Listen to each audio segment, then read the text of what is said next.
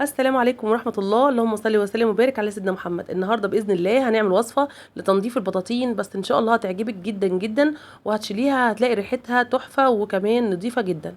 أول حاجة أنا مليت البانيو نص مية، وهحط كمان 5 جنيه كربوناتو، يعني طلعوا معلقتين ونص.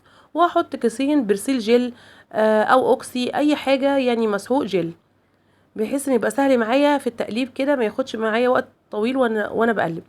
وهحط شويه من كلوروكس الالوان عشان يحافظ على الالوان بتاعه البطاطين، وفي نفس الوقت يحقق لي النظافه اللي انا عايزاها.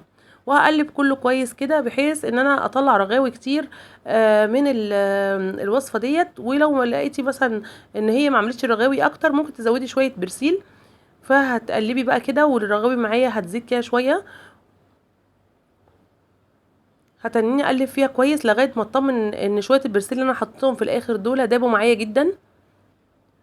وبعد كده هنزل بالبطاطين، هنقعها طبعا لمدة يوم كامل. انا نقعتهم لمدة يعني يوم ونص. وتنتني يعني اقلب فيهم كويس قوي قوي يمين وشمال لغاية ما نطفوا.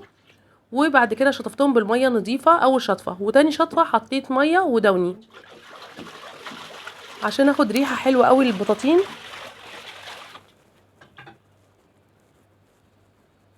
احط بقى البطاطين، هوريكم النتيجة تحفة، النتيجة تحفة جدا جدا.